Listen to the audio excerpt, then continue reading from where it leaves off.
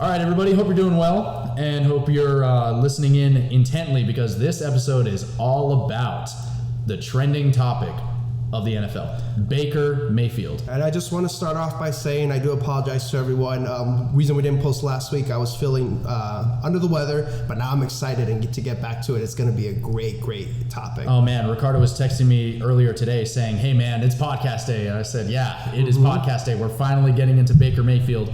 Before we get into Baker Mayfield, though, we do want to mention very quick, Tom Brady, after his NFL career is over, being paid $375 million for 10 years of his time on Fox Sports. Those grandchildren are set for life. They are set. They are set for life. I don't want to hear any complaining. I don't want to hear anything out of those kids' mouths. The thing is, dude, I'm excited because we just see Romo analyze the game as a quarterback. Imagine Tom. Imagine hearing Tom picking out, this is what I see, this is what I see here, and obviously it's not going to be the same thing, but I'm still excited to hear his perspective. It's going to be incredible, man. Yeah. From our perspective, it is definitely money well spent on Fox Sports' part.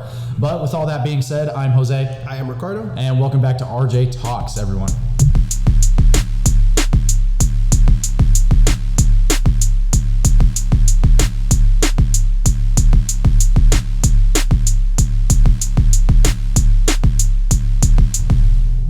All right, episode 9, bringing you info on Baker Mayfield, our background on him. So Baker Mayfield, for all of you that don't know, he attended Lake Travis High School. He led them to a 25-2 record in 2 seasons. In Texas, too. In Texas, yeah. That's insane. That's a tough state. Yeah. That's a tough state to play football and also to compete in marching band. Mm-hmm. Fun fact there. yeah, those kids are good. 6,225 passing yards is what he ended his college career with. 67 touchdowns and 8 INTs. Looks great. Yeah. Looks great on paper. Shortly after his high school career, he had 3 Division I offers for colleges. Mm-hmm. I can't recall exactly what those universities or what those colleges were, but either way, he swept all those underneath the rug and he decided to be a walk-on for Texas Tech.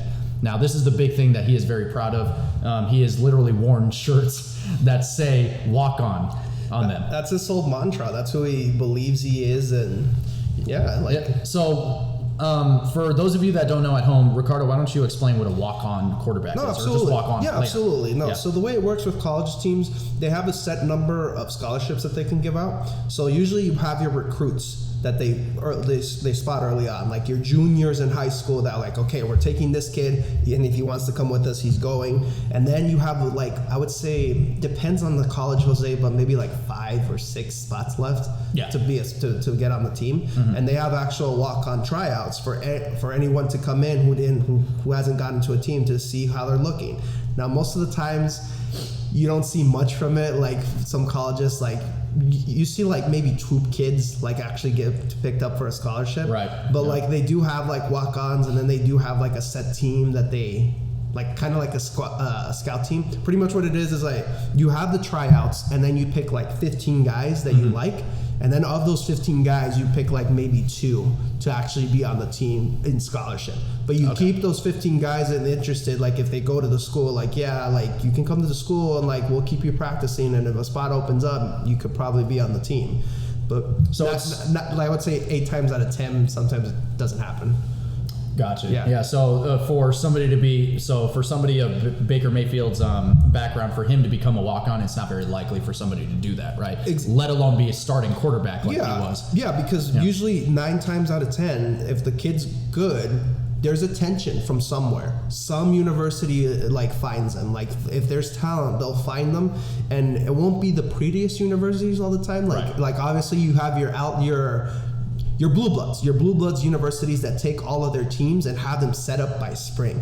But once in a while you have your Division I schools that are minor, that look at other teams, that look at JUCOs. JUCOs is a junior community college as well. Mm-hmm. Those are kids that some do walk on as well to try to see if they can make the team. So it's possible for that to happen, but sometimes walk-on tryouts, you're just trying to see what's left. It's your last resort as a university, honestly. Yeah.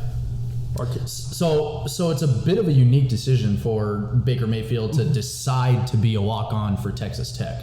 you would say. Absolutely. Yeah, especially when he had 3 Division I offers. Dude, the kids who are walk-ons, they don't even have 1 offer, let alone 3. So it's very, very surprising that he chose that route. Yeah, he decided to stay at home since he was born in Austin, Texas, but decided to become an Oklahoma Sooners fan with the rest of his family.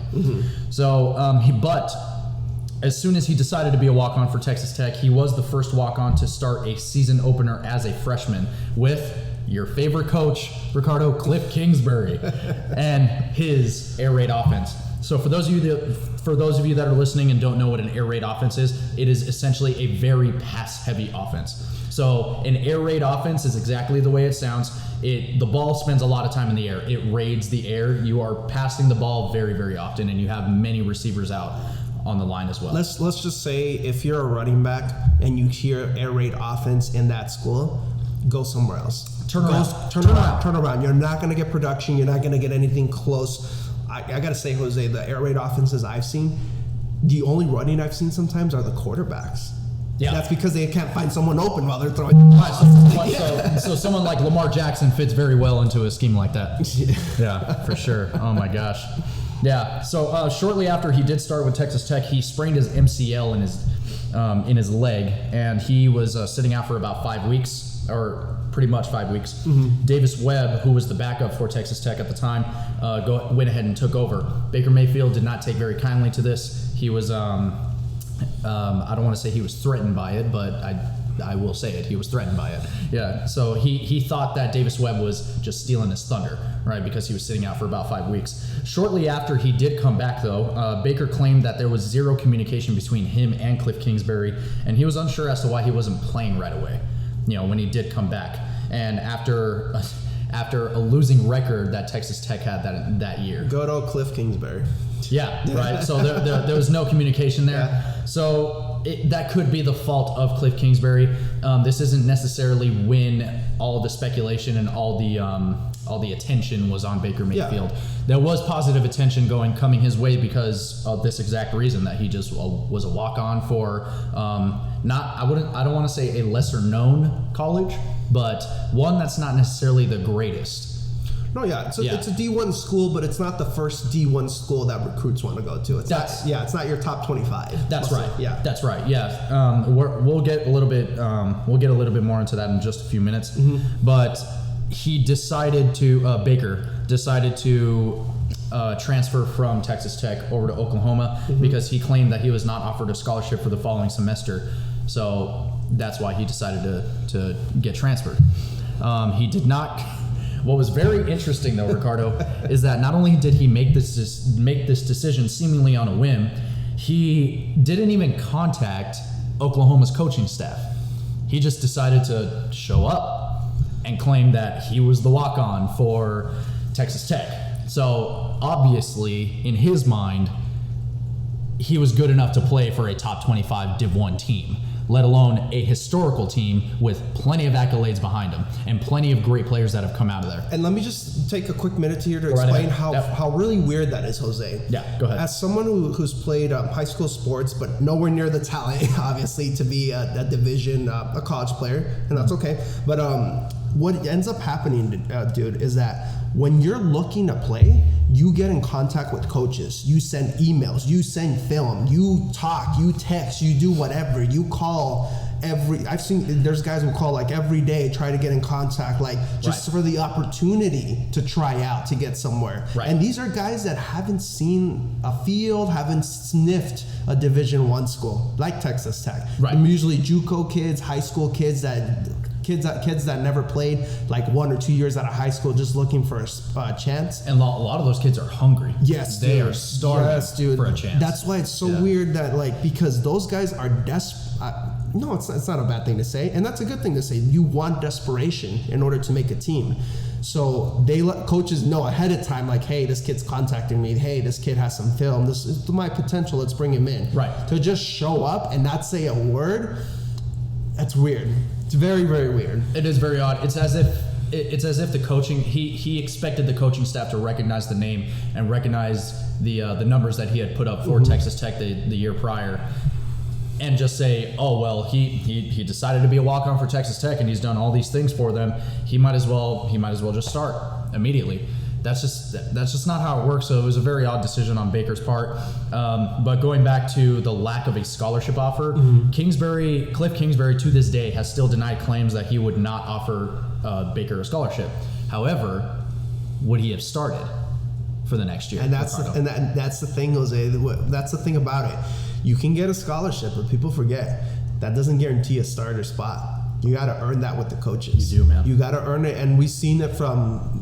I won't use the GOAT as an example, but we've seen it there. Like Joe Burrow, like he got a scholarship to Ohio State, but he just could not get playing time behind that talent with Dwayne Haskins, and that's why he left for LSU. Like it's a normal thing. It happens all the time. Like it happens all the time, and it's sad because like here's how the coach's mindset. I'm gonna use an example here. I'm gonna get 5-star guys, like 10 5-star guys, and probably only 2 or 3 of them are going to see the field, because if one gets injured, I can replace him right away.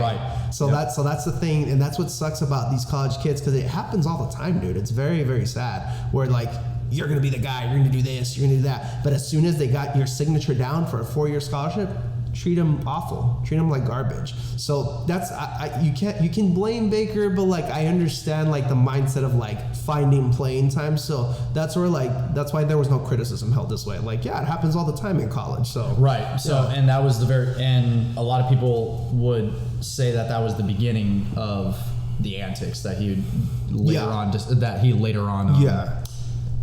showed participated in. For sure. So he decided to do something like this. Everybody just looked the other way, and he might have just excused this as just acceptable behavior. This is something that he decided to do. This is something that he moved forward with, and it was okay because nobody had stepped on his feet for it. Yeah. You know what I mean? Yeah. So shortly after he decided to show up in Oklahoma, Bob Stoops, the head coach at the time, announced that he was a part of the team. So not only was this behavior excused, but he was rewarded for it. Baker later then thought we're going to start, the longer that we start talking, the more we start talking about Baker Mayfield, the more we're going to start saying it led to this, it led to that, it led to that, and it led to that. It's definitely a domino effect with Baker. It definitely is. Yeah. It's been a long time. It's been a long time coming for sure. But shortly after, Bob Stoops decided to bring him on as a quarterback for the Oklahoma Sooners. Baker filed an appeal with the NCAA to allow him to play, since he was a walk-on for Texas Tech.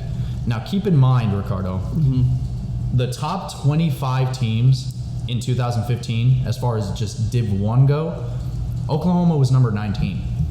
Texas Tech never even cracked the top 25. Yeah. There were plenty of teams that also cracked the top 25, but were also dropped out by the end of the season or by the end of any particular week. Yeah. Texas Tech had weeks to do this up until week 15. Not only did they not crack the top 25, they weren't even dropped out of it.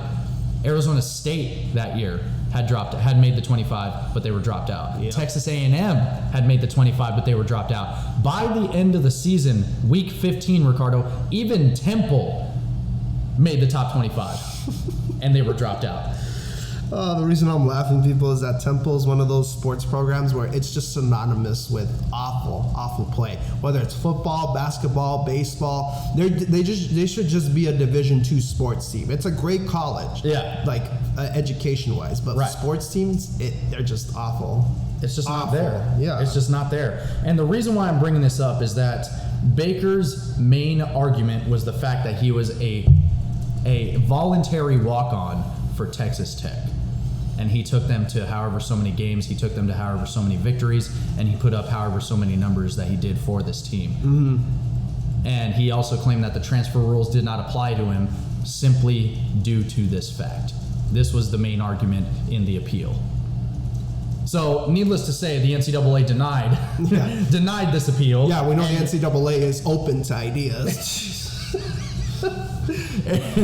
So as soon after that, the NCAA denied his appeal, and Baker Mayfield then sat out for the 2014 season. Yeah.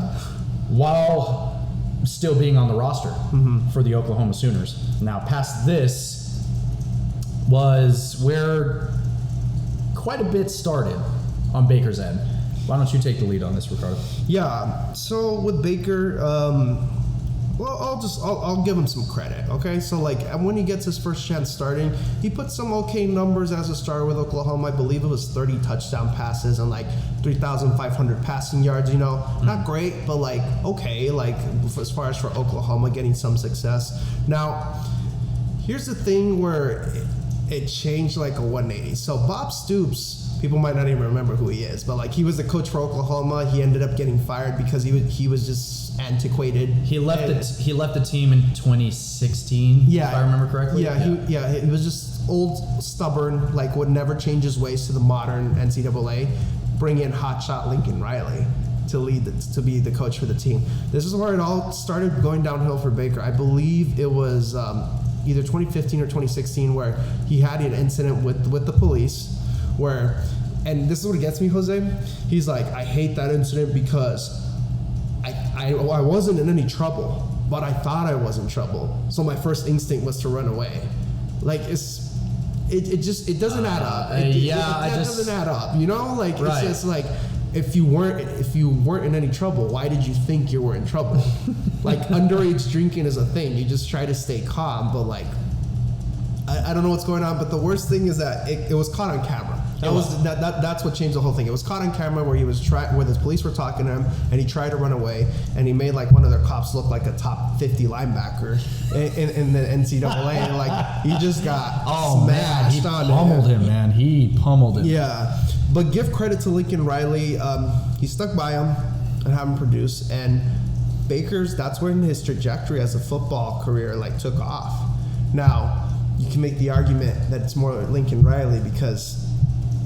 Well, I'll get to that in a second. I'll get to that afterwards. So he ended up in his final year of Oklahoma winning the Heisman Trophy. Great numbers. Oklahoma was top 4 team. They made it. They made it to the playoffs. They made it to the college playoffs and was going against Georgia. They ended up losing, but they had the lead for a bit. And that's what changed the thing for Baker is that he was a well-known name. That's when I first actually started watching Baker, Jose, was his last year in Oklahoma when he was doing good. When I saw Oklahoma beat Ohio State, that was incredible. But that game, I knew what you were getting to. That game, it could have been a great mark in his career. Like you upsetted Ohio State, top 5 program, I'm looking to say, and at home. At home, you rarely see Ohio State lose at home. Been top 5 for how many years on end now? I would say like 8, probably at the very least. Like so, it's not enough to win. He decides that he needs to get his flag of Oklahoma and stamp it in the middle of the field, and that's where he received a bunch of backlash. Is like, just take the win. You don't need to do that. Like, you already humiliated them at home. Exactly. Like, they got upset. They were supposed to have an undefeated season and get it. Like, but you beat them at home, and that's where the trouble comes in. And this leads to a rival game against Kansas, where he said his problem with Kansas was that they didn't shake his hand at the beginning of the game, but reports say that he was trash talking a lot in pregame against Kansas, being disrespectful. And the camera was on him the entire time, so it's not like that's something that he can deny for very much longer. Yeah, exactly. So and then afterwards, like it was a little bit of a back and forth game mid-second quarter, and then obviously Oklahoma took the lead and started blowing them out. And this is where he reaches towards his jock strap and tries and like grabs his crotch. And the camera's on him the whole time. So like once you see that, you're like, dude, what are you doing? This is Kansas. Like, stop acting like this is such a great feat that you're defeating them. Like, you just look like an asshole. Like an asshole right now. Like you just look ridiculous. And that's where things got for the end. This is where the point where Lincoln Riley could not accept that on his team any further. He got suspended for a game. And then you see this ridiculous press conference, Jose, where he's like, I let my team down. I just want to say I'm so sorry. Like I should have done better, and it really hurts me that I can't be captain or go into this game. It's like, dude, stop. Like, it's just one game. You're not out for the year. You haven't been hurt. Like, it's like, we get that you're sorry, but stop putting out this dramatic speech. And this was and also right after the incident with Ohio State where he stuck the Oklahoma flag into the middle of it, he issued another public apology. So not only was that okay, not only did he do that, but he also issued another public apology after the whole Kansas thing. And this is where the beginning was starting to show with Baker's attitude towards the media. Right. And having to respond to them a lot. Instead of being a leader and being like, I made a mistake, I'm sorry, let's move on, let's keep it on football. It kept getting drama with him. Like, it would not end. It would not end. And then that's where things started going down for him. But to give him credit, he was able to charm the Cleveland Browns, and he was able to push in the NFL draft to be the #1 prospect, which, by the way, all the quarterbacks ended up awful, except Josh Allen. Like that top 10 pick. And even then, you had no faith in Josh Allen. I had no faith in Josh Allen, but I didn't know they were going to coach him to be what he is. Or like, Jesus. Like, incredible. So, like, you're like, they're like, we see John Elway. I'm like, I don't see it. And like, coached him up like, okay, he could be John Elway. You know? What's so insane, too, is that Josh Allen is now the Super Bowl favorite for the AFC. Yeah. Him and the Bills are the Super Bowl favorites for the MVP AFC. favorite, too, I believe. That, too. I could be one of them. But with all that being said, that is part one. That's basically some background on Baker Mayfield leading up to the Cleveland Browns. In part two, we're going to be getting more into his NFL career. So do not go away for a second. We'll be back.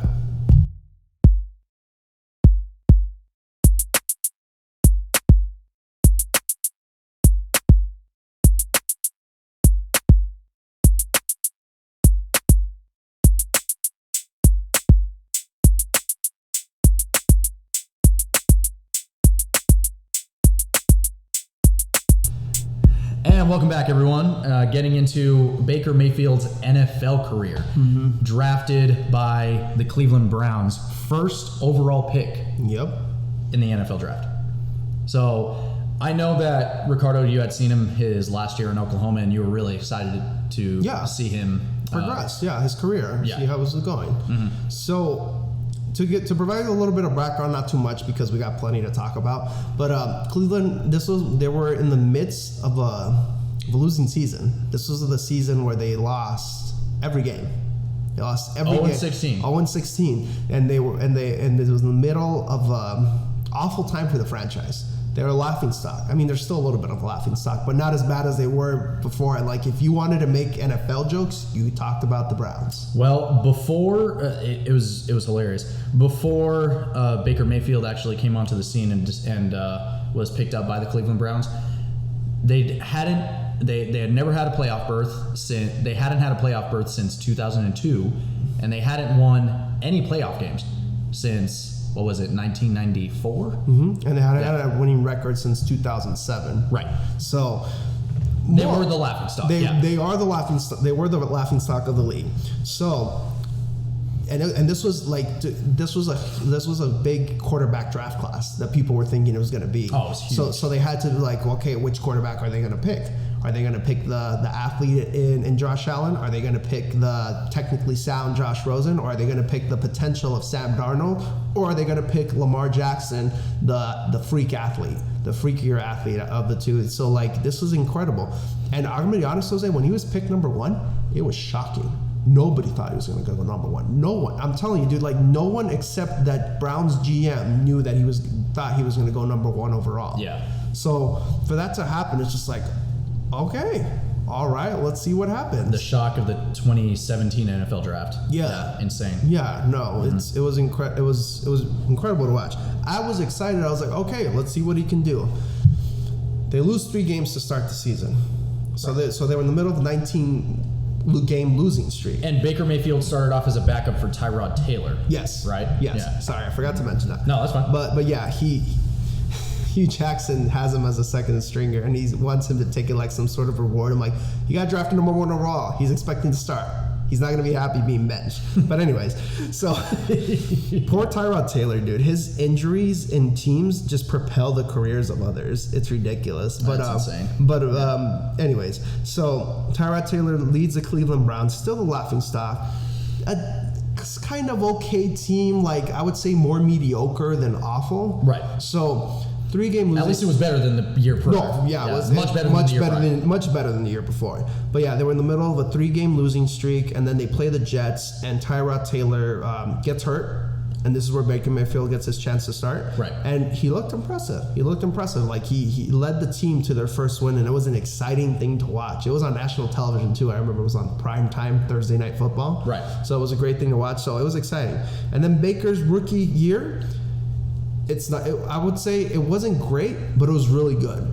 And that was very exciting to see Cleveland with a good quarterback. And it was exciting to see where it led to. They ended the year 7-8-1. Mm-hmm. Yeah, 7-8. They still had a losing record, but they had 7 more wins than they did the year before, which I would say is much more impressive than it is. But everybody that's listening at home that doesn't watch football, you have to realize that going 0-16, just losing every single one of your games is very, very unlikely. You're not going to see a whole lot of teams that every single year, even last year's Jacksonville Jaguars, even last year's Detroit Lions, they looked bad. They looked horrible. But every team is bound to win one game at the very least. There's too much talent in the league, Jose. Like that's what it is. Like you. To the people at home, you could coach a team, like be a head coach, but have competent people around you, and you would at least win one game. Right. Just out of luck. Like it's bound to happen. Like some teams bound to have a horrible game against you, and your team is just clicking for some reason. So. Yeah. And since the seasons are now extended for 18 games as opposed to 16 games 17. before, I thought it was 17. 17, excuse me. Yeah. Since the seasons are now extended to 17 games as opposed to 16 games, there's another chance. There is another chance to win at the very least one. It is very, very difficult to go winless, and it is even more difficult to go undefeated. Like look at the 07 Patriots, right? Yeah, look at the 07 Patriots. Yeah. They went completely undefeated for the entire year. They were expected to win the Super Bowl. They lost it to the New York Giants. Dang it. But my first game. Yeah. And I bet that stung. Yeah. But it's so difficult. That's not something that you just see every single year for a team to go undefeated or to go winless. Yes. So the fact that they went 7-8 that next year was pretty good. Mediocre. Yeah, it was pretty good. Mediocre, but like for Browns fans who've seen like bad year after bad year after bad year after bad year. It's like the best way to describe it, dude. It's like when a guy is has just had horrible relationship after horrible relationship, and then he finds like a rebound that's like okay. It's like, oh my god, this is so much better. Like this is the love of my life. They've seen the light. Yeah. Like that's pretty much how fans were after that rookie year. And I'll say I was excited because here's the thing. It was a good season, but what we talk about, Jose, is adjustments. After that good rookie year, no one had tape on Baker Mayfield this rookie season, obviously. First year in the league. Right. So NFL defensive coordinators, their job all summer is like, okay, we're going to face Baker. What does he do great and what does he stink at?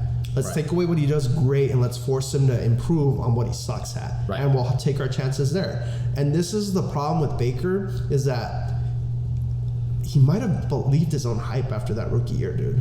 Like, honestly, you know? He did. Okay, so he made the Pro Football All-Rookie team. Yeah. After that year. He broke the NFL record for most touchdown passes by a rookie. Yes. Yeah. Yes. And it was very impressive to see something like that, and he started to believe his own hype, and I completely agree with you and I'm sure the rest of the league agrees with you too, because soon after that he started starring in commercial after commercial after commercial after commercial, and that's what every single analyst in the NFL worth their salt was talking about. And this was the rise of Baker Mayfield, the end of his rookie season. You could make the argument that this was the beginning of his downfall. Right. Now, it wasn't necessarily like, oh, it fell right over. No, it was a process. This is what started it, is those commercials after commercial after commercial. I mean, we hear Stephen A. say it all the time. He has more commercials than touchdown passes this year. And it's just like, it's the truth. It's what it is. Like, you see him, like,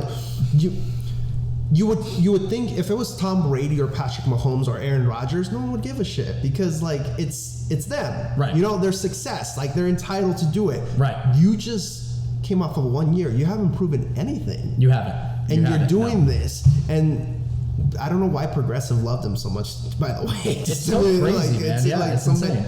It's good. But that was the beginning of the end, and this is where people made the argument he was focused more on that than trying to win because, dude, his mechanics and his technical like abilities, they took a step back huge second year. They did. Like, and people were doubting him because they thought that his focus was more on his own hype and his own fame than it was for football. Now I'll try to be fair. Maybe what did I just say earlier is that NFL defenses caught up with him and he just could not adjust. Right. Now to be fair, I don't know why they did this. They listened to him. They had Freddie Kitchens as a head coach just because he had a good relationship.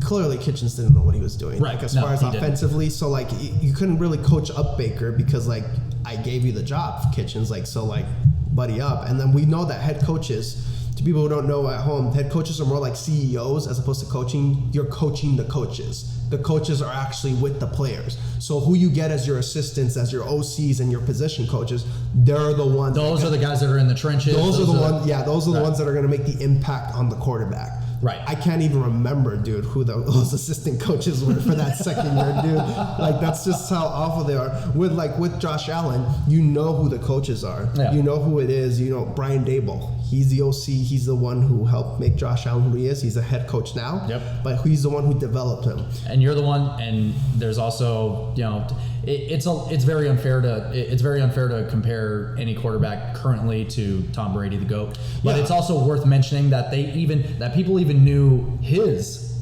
OC. Yeah. The name of his OC, Josh McDaniels. They knew his name because of the quarterback, because of the impact that the quarterback was making. I can't remember the name of the OC when he was in 01, but whatever. You get the point. Either way. You get the point, yeah. Yeah, we understand. So it was just a combination of that, and it was just an awful look. A 20 interception season, too.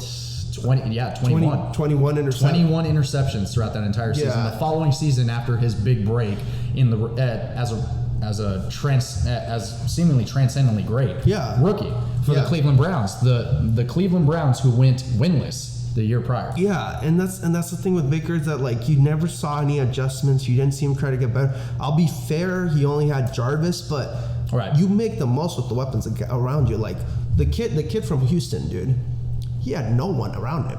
I'm trying to remember his name, but the current starter that they have right now, Mills. Yes, Davis Mills. I was gonna say Davis Webb, but it's Davis Mills. He had nothing around him, but look at how he played. You know, like, talent will show right there, like right then and there. Even if your entire team is awful, you'll see that you're not. We'll see that you're not the reason. And now that team is losing. And now that Houston's starting to develop their weapons all around, Davis Mills is going to start looking a lot better this next year. Yeah, dude. Yeah. Another example is Joe Burrow, rookie season. Browns didn't win that many games, but you know for a fact it wasn't because of him. The Bengals. The Bengals, yeah. They were in those games Joe Burrow kept in those games in spite of the team, right? And that's where he tore his ACL. I know it's unfair, but like it's not unfair. It was one of the few years afterward. He's one of the quarterbacks that he's trying to compete with. Right. That's the difference, is that you see developments year after year, and Baker failed to do that, and this is where the things started falling apart for Baker. I may be jumping in the timeline, Jose, but I'm going to try to make I'm going to try to make a point here. Right. They're building the team around him. They get Nick Chubb as his running back. They get Kareem Hunt as his running back. They get Max Unger as the center. They build the offensive line. They get receivers, and they get Odell Beckham Jr. Now to accompany Jarvis Landry. Exactly. Yeah. Odell and Jarvis, and then you have a good tight end, David Njoku. Sounds like a Black Panther. Njoku. They get David Njoku as a tight end, and he's no screw. Like, he's good. Like, he's a good tight end with talent.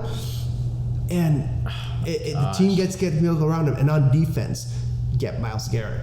You get some Denzel Ward after that. You get some other safeties too, veteran safeties. You get Jim Johnson. You get Rodney Harrison Jr. as another cornerback. Right. So the point what I'm trying to make is that quarterbacks win. Some quarterbacks win in spite of their teams. Other quarterbacks barely win because of their team. And this is the problem with Baker. The evidence was mounting up is that he was clearly a quarterback that wins because of his team. He can't lead the team to win. He can't be that guy.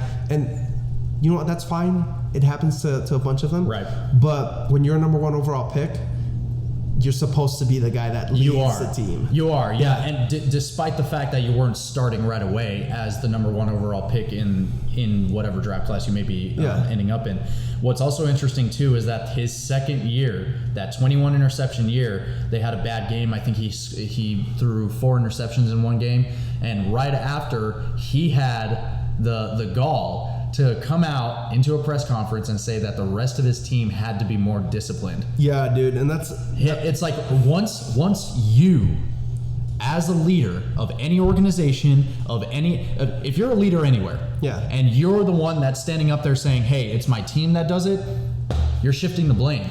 You're starting to assume the fact that there is nothing wrong with you, there is nothing wrong with anything that you are doing, there's nothing that you can possibly do to start improving that team. It is all the team's fault. Now, with Davis, in the situation of Davis Mills, that's fine. Yeah. You could say something like, yes, Davis Mills did all that he could with the tools that were given to him. However, that's not to say that he's perfect, though. Yeah. You know what I'm saying? Yeah. So the fact that Baker Mayfield, the leader of the Cleveland Browns, who was supposed to take that Cleveland Browns team to a playoff berth, right? Mm-hmm. As good as they looked, and the fact that he decided to come out and say something like that, it's very I started to question his leadership abilities, and that's what's been his problem. Is his ego. He cannot push his ego aside for the good of the rest of the team. Exactly. No, dude, you got it right on the head. Just to give an example, Eli Manning, another quarterback who's like, okay. He's an odd quarterback. He's an very odd quarterback, but I'll give you this. He's an incredible leader, dude. He always took the blame for when the Giants lost, and he had horrible games. He's like, yeah, no, it's on me. I got to play a lot better. Right. And when the team won, yeah, we had a great game. You notice how I said that? I had a bad game. We had a great game. Right. They had a great game. Like he was genuine. Yes. He was genuine in the apology, as opposed to Baker Mayfield, who was coming out and apologizing for this, apologizing for the arrest, apologizing for the incident with Ohio State, apologizing for the Kansas incident, but there's been no change in his behavior. Yeah. That's the problem. It's okay to come out and say that you're apologizing for something that you've done. Fine. That's step 1. Step 2 is adjusting your behavior. Mm-hmm. Now, do you think that somebody like him, who cannot adjust his behavior, is going to adjust his game plan, is going to adjust his approach to the ball game? No. He's not going to. Or at least we think that he's not going to. Now, there have been athletes who have been sensationally great, but love to trash talk. Yeah. Muhammad Ali is a prime example of that. Right? The guy's a legend. Greatest trash talker ever lived. Yeah, greatest trash talker to ever live, but he backed it up. Mm-hmm. All right? Now, I'm just bringing that up as an example of just, he wasn't the most approachable guy. He wasn't the nicest guy ever, but he ended up being the greatest boxer of all time. Yeah. Right? No, depending on who you ask. That's exactly right, dude. It's just, it's who you are inside what makes your behavior. Like, you could say all you want, but it's about what you do. Your actions are what define your character. Yeah. People look at what you do, not what you say. And we're not trying to seem preachy here. We're not trying to seem better than Baker, but we're going by what we're seeing. We see NFL quarterbacks do. Like, we keep bringing up Tom Brady, so I'll use another example. Right. You can see Mahomes puts in the work day in, day out to get better. Right. You can see that. You can see that in how he plays, because he does it when nobody's looking. Right. And yeah, he has a couple State Farm commercials, but it's like every couple of while. Baker Mayfield has him on like every game. Yeah. Every game there's a new progressive commercial. It seems like every commercial break that I have on YouTube or even cable TV when I go to my parents' house, right? Yeah. It's always on. Yeah. Like, there's a commercial like that always on, seemingly every break. But another good example is Lamar Jackson, right? So say his rookie, say his rookie year, he loved to run. He has the legs, he's fast enough to do that. But if he were to do that every single play, it makes him very predictable. In the following years, especially last year, you started to see that he was staying in the pocket, that he started to become a pocket passer. But he also ran when he had to. So there was an equal ebb and flow with his play style. Yes. Yeah. And the thing, and going back to Baker, what we were talking about, so that third year, I believe it was the third year, correct me if I'm wrong, but that third year when he, no, it was the third year. That third year where he after that slump, the team started winning with Stefanski as the coach, but you saw that he wasn't the reason. Like, if people could argue, you had to argue your breath that Baker was a great quarterback when you saw the team wins. Like, if you saw a Cleveland Browns game, they do what any good team does. Our strength is our core, is our running backs. Greenham and Nick Chubb. We're going to run the rock at you in your face and do play action. And we've already talked about this too in a previous episode too. They are a ground and pound offense because an intelligent coach like Kevin Stefanski stepped in, realized what the strengths were, realized what the weaknesses are, and he was realistic in his vision. So basically what he used Baker for was a game manager. So for those of you that are listening at home and don't know what exactly a game manager is, you're not necessarily you're an active participant for sure. Yeah. You are a part of the game, but you're not the one that's changing the game. You're not the one that's making the game go. And here's the thing, like, because there are some quarterbacks that play like a game manager. There are good game managers, and then there's game managers like Baker Mayfield who are dragging the team down. That's the main thing about it. When people say game manager in a bad sense, is that they are dragging you to the finish line. There are game managers that lead the team and pick stuff and like do good stuff, but stay within themselves, but are not the reason. They're a good reason why the team wins. Right. They're not the reason why they almost lost. Those are the game managers that accept their role as a game manager. Yes. And they have allowed the team to be what the team is. They're more focused on winning than giving themselves the stats. Exactly. Than giving themselves the numbers. And you can tell that this bothered Baker Mayfield. Mm-hmm. This is not what he wanted. But so as soon as the team started to win, maybe there had to be a moment where he was sitting and going, man, I'm not the reason why this team is winning. There had to be a moment in time where he was sitting down at one point and he's going, man, the Cleveland Browns are really good right now. My team is fantastic right now. And I'm probably not the reason for that. Yeah, dude. Like, unless the guy has complete tunnel vision and doesn't accept what he's seeing, right? Like, which is a possibility too. We don't know, but he had to thought like, man, we're really good, and I'm not good right now.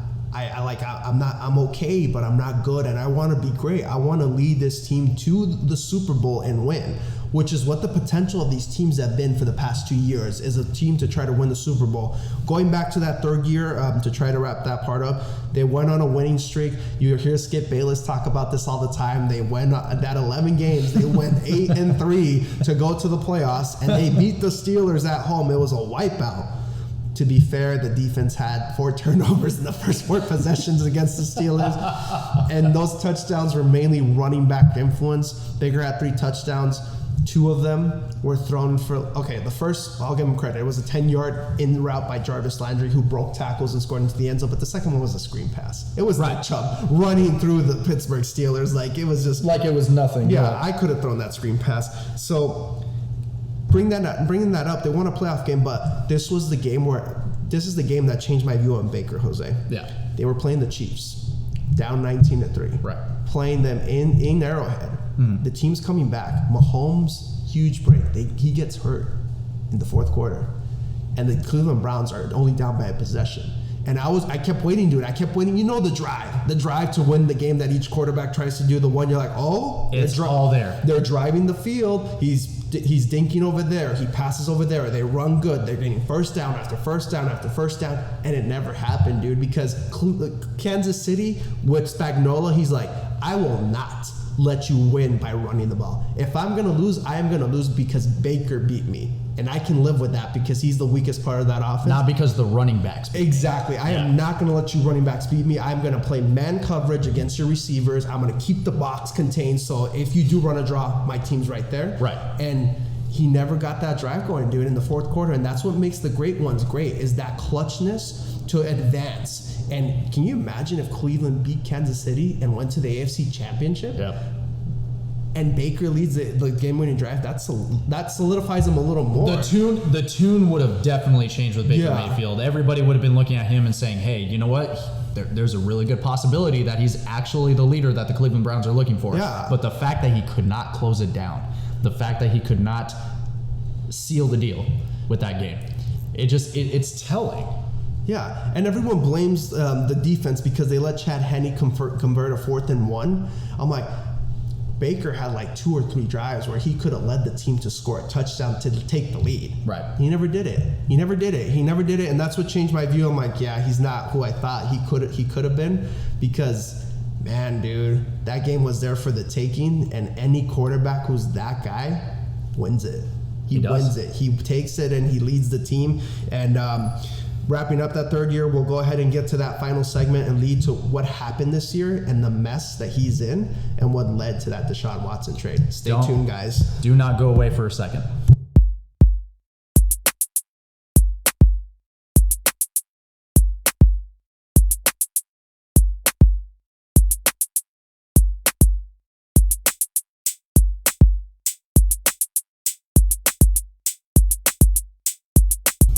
And welcome back to the final segment of Baker Mayfield. In this segment, or in the first segment, we went way back to his high school career and his college career.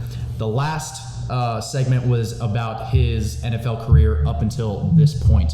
So now, with this last segment, we're going to be talking about Baker Mayfield's present and his future in the NFL. Mm-hmm. So, what it's looking like now, since this past year, Baker Mayfield is now under questionable roster status with the Cleveland Browns, considering the fact that the Browns decided to trade for Deshaun Watson from the Houston Texans for $200+ million completely guaranteed. This says a lot about Baker Mayfield's future in the sense that they would not completely guarantee this contract money for Deshaun Watson if they did not have a plan for Baker Mayfield to either be traded away, released, or just be a backup quarterback to Deshaun Watson. And let's call it what it is. They've made up their mind a long time ago to be driven to this point of desperation where the owner was like, no. Because early on in the Deshaun Watson rumors, Jose, Browns were out. It was between Atlanta and I think Carolina. Atlanta, that's right. Yeah, Atlanta and Carolina were the final 2 teams that he was interested in. And to bring some perspective, so the Houston Texans, they had to be comfortable with the compensation they were getting for the teams before they got in talks with Deshaun about the contract. That's right. So they were set with the Texans. It was just up to Deshaun, and they were talking to his agent like, what can we do to make this happen? We need to make this happen. What can we do? He's like, give me some more guaranteed money. And the owner has to sign off on this because the way it works with guaranteed money, Jose, that owner has to have that guaranteed money in the account in order for it to be considered fully, like, shown on there. As soon as that money is shifted over to that account, it is no longer the property of the Cleveland Browns. Yes. It is no longer the property of that franchise that is fully guaranteeing that money. It now belongs to that player. Now, obviously there's some things that have to be met with contracts. It just depends. But way guarantee money works, that money's yours. That money is yours as long as you comply with what's going on. If Deshaun Watson is garbage for the rest of his career, he's getting that money. He's getting that money no matter what. He's getting that money, and that's what's so game-changing. You never, ever saw that before. I've been watching football for 15 years, Jose. I have never, ever, ever, ever seen a multi-year, fully guaranteed contract. It just speaks volumes to what the Cleveland Browns had to do to get their guy and what they think of their current guy now. And exactly, and that's exactly the way that I was going to bring it back. Yeah. Is not only were the Cleveland Browns desperate enough, and it's not an understatement to say that they could be very desperate to pick up somebody like this. Yeah.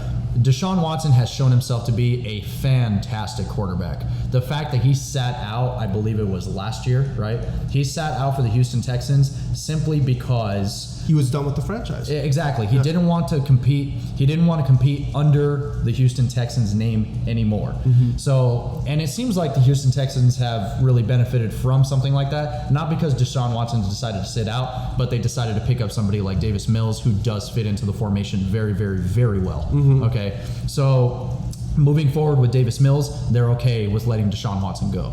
Now that Deshaun Watson is a part of the Cleveland Browns, even though there are talks that he is going to be suspended for a certain amount of games because of the fact that there are sexual misconduct allegations that are floating above him, right? Mm-hmm. politically speaking, that could happen, right? Will that happen is still up in the air. So that's not something that we not necessarily want to get into on this podcast. That's not something that we've really wanted to talk about. It's worth mentioning. No, that's worth mentioning. And let's keep the perspective on the football side of things. Right. So for the NFL, strictly the NFL, forget everything outside, forget like the lawsuits that he's getting. Right. Strictly the NFL, they're bringing him to a meeting to decide what they're going to do with him. How long are they going to suspend him? If they're going to suspend him, what's going to go on? That's up to the NFL. But even let's just say, for the sake of argument, he gets suspended for the whole year. That next year, there's hype behind that team. Because what did we talk about leading into the season, Jose? They were the most complete team in the NFL when it came to position after position, offense, defense. They were expected to make the Super Bowl this year. If only they had the quarterback to lead them. And I'm not exaggerating when I say, Jose, Deshaun Watson can't lead them. I've seen him play since college, his junior year at Clemson. This guy can do it, dude. He is a leader, and he can play it. With that team surrounding him, whew, oh my goodness. It's unbelievable. It's unbelievable the talent that Baker Mayfield was surrounded by, and he just could not capitalize on it. Leading with that, we'll talk about what happened throughout this first year. So, the team had the same expectations last year. You win a playoff game. You made the divisional round. You were one possession game with the Super Bowl the defending Super Bowl champions, the Kansas City Chiefs. Right. At that point, they were expected to be the AFC powerhouse. They were expected to compete and see what was going on, and that quickly changed with the whipping that the Baltimore Ravens gave them that first game. It was. And it goes with saying, like, the team played bad, but you can tell what the problem is. No one wanted to say it out loud, but you could see what it was. Quarterback stinks. That's the thing. That's the missing piece to this train, is that Baker Mayfield was the problem. And here's what happened. And still continues to be the problem. Yes, and still continues the problem. And this is where things got from bad to a lot worse for Baker. I forget which game it was, but it was an early season game. He threw an interception, okay? So it starts off with him throwing the interception as opposed to throwing the ball away. He throws the interception, and he tries to tackle the guy, and he tears his labrum on his left shoulder. Not the throwing shoulder, but when you're a quarterback, you kind of contort your body, your whole thing, and that involves moving your left shoulder, and that was an issue. That was an issue for someone like Baker, who didn't have a naturally just strong arm. He involved his whole body with his mechanics. Right. Just give him that credit there. So he gets hurt, and what seemed like questionable play at the time is very obvious. Horrible play throughout the season, and it was shown when he faced my Arizona Cardinals, when he threw 2 interceptions where he just threw balls, Jose, where they were just way off. Like, the receiver would run a drag route, the ball was 3 yards higher than him and 5 yards deeper than him. Right. Like, there were interceptions that were like, what were you doing? Who were you intentionally throwing into the other team? Exactly. Like, those are the bad interceptions. Dude, exactly. Now, interceptions in and of themselves are bad. Yes. But there are tiers. Right. Yeah. You saw last year with Mac Jones. Yeah. With the Patriots, where he would throw interceptions, but they were because the receiver didn't catch onto it, it bounced out of their hands, and then it went into the defender's hands. The play of that game, of the playoff game against the Bills, dude, the safety just made an incredible play on that interception. Exactly. Like, that's what we're trying to say. There's a difference to it. There's a difference between giving your team a chance to make the play and the defender making an awesome play and just straight up throwing it to the other team. Right. Like, there's levels to it, dude. Like, it's just awful. Like, and that's what Baker Mayfield's interceptions looked like. Yeah, they were just completely awful. You could say that he was hurt, but if you know you're hurt and you're playing bad, just take the time off, dude. Yeah, you're going to get criticized, but what he tried to do is he got the worst case scenario of toughing it out. That's what ended up happening in this season, is because he tried to tough it out, and his play got worse and worse and worse and worse, to the point where, like, well, he was injured. Yeah, but look how he played. Right. He was injured, but he was good. He said he could play, and look how he played. Like, it opened the doors to, like, okay, this guy, he might not even be a starter. He might not even be a starter for a bad team. Like, that's what changed the thing for him. And, like, it's easy to say hindsight for him, like, well, you don't know, maybe he would have sat out, but teams would have been like, well, can he really play? I don't think so, because he was still relatively in good graces around that point from some teams, because he was still, well, he led them to a playoff win last year, and if he got out, they would be like, well, he was hurt last year, like, he was hurt, let's see what he does. Right. To the point where it's like, nobody wants to touch him with a 10-foot stick, Jose. Yeah. Like, it just went awful and awful, and you can only imagine what's also happening off the field too. Yes. Yeah. Yes, within the organization, Right. like the things that we can't see, the frustration, specifically from Stefanski, dude, because he is trying his heart out to have this team win, and he can't just say it out loud in the press conference. He's like, I don't have the quarterback to lead the team. Like, Yeah, you know, who knows how many times he wanted to say that. Now he just here's the thing. This past year, since Stefanski has taken up the head coaching mantle of the Cleveland Browns have done sensationally well. They have been a great organization. They've been a team to look at throughout the regular season. The fact that Stefanski is the one that is leading that team, and yet they're still missing playoffs. They're still not winning games when it counts. What else can Stefanski do? And the thing is, like, with bad quarterback play, it's a lot more different than a bad receiver play. It is. Because you can turn to somebody else. You're the leader of the team. And I'm telling you, Jose, when those defenders stop a team like 3 and out, and they're looking forward, and Baker throws an interception, and it happens, or a bad throw, it's just constantly like, here we go. Okay, let's see what he does. Right. And it trickles down to the play of the other players, and that's what gets everything worse. And everybody's frustrated at the fact of what's going on, but you can't say it out loud. God knows what happened privately. I'm telling you, we can only imagine. For the Cleveland Browns to spend the money that they did on Deshaun Watson and to pretty much publicly show what they were doing. Right.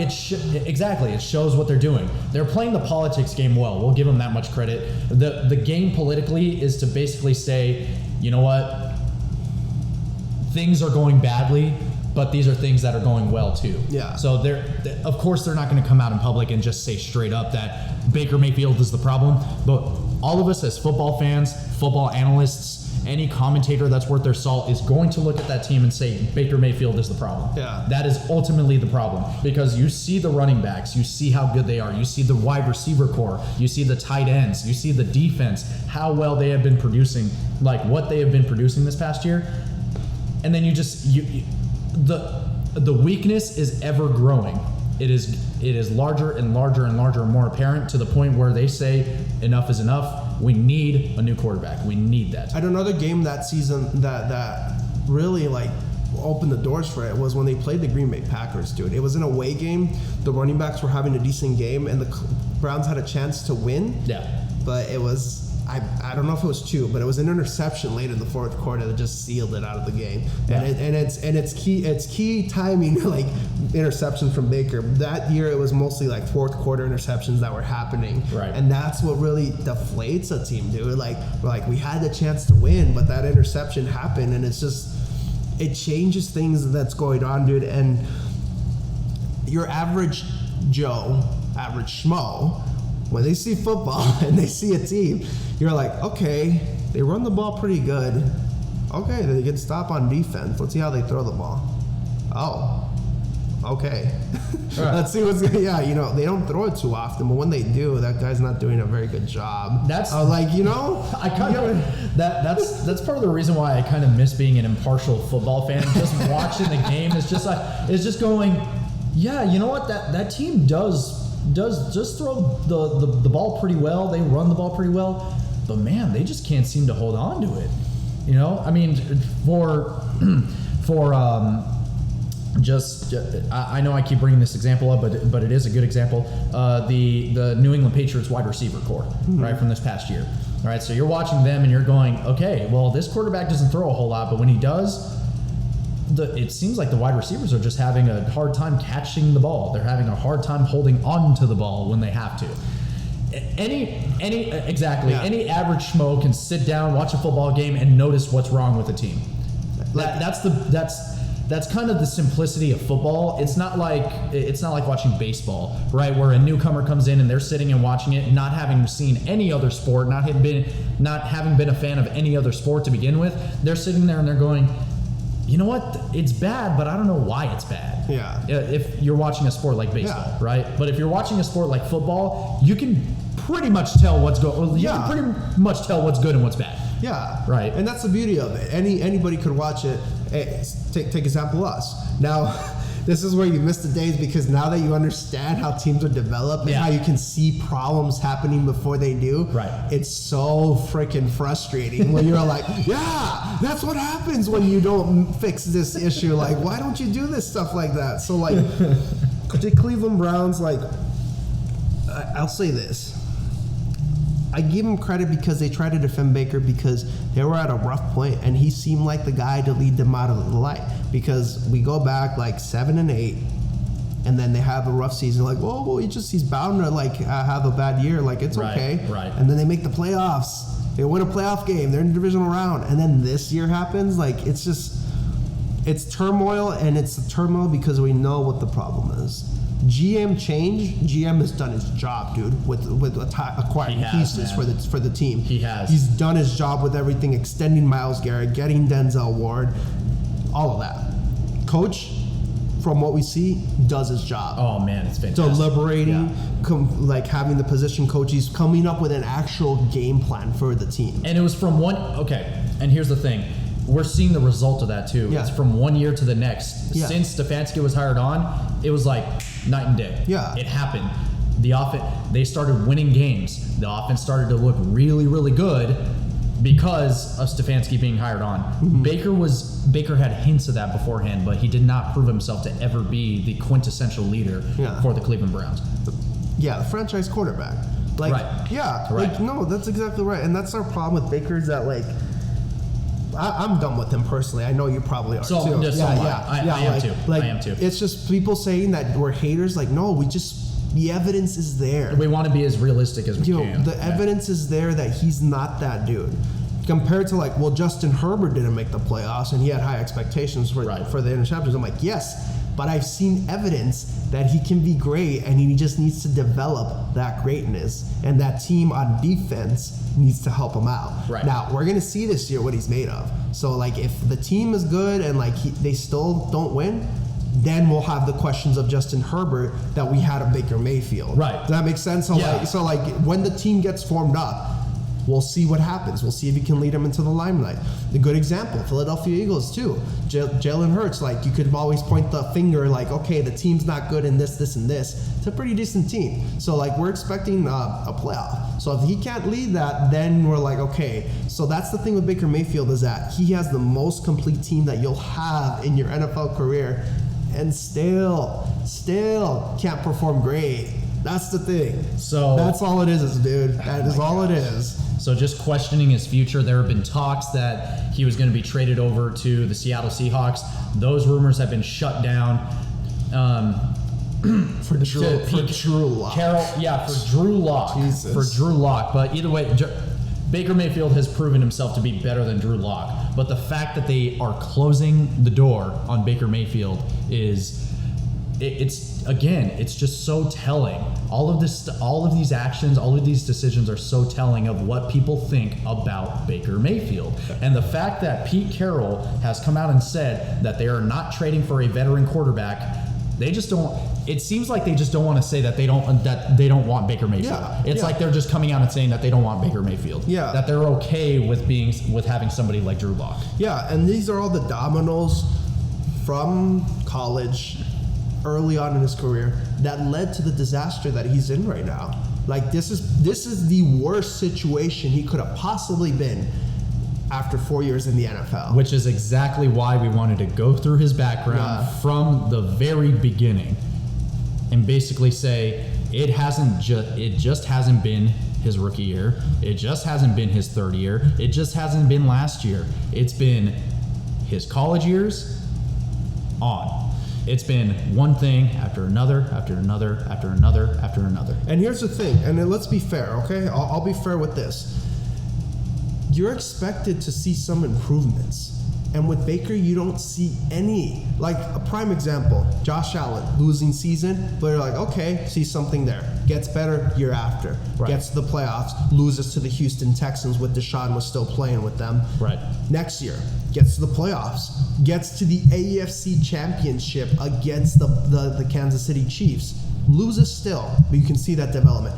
Dude, that playoff game last year, I know it was a divisional playoff game. That's got to be one of the greatest games I've ever seen in my life, dude. Like, the amount of touchdowns in the fourth quarter and the fourth down conversions, and you saw him willing his team. Like, you see the progression year after year after year with Josh Allen, and that's why people love him so much. Is like, he's clearly getting better and better. And when the team gets complete, like, you can see him finally achieving it. He's just going through his struggles. Baker Mayfield is struggling, and this is where it really comes down to it, Jose.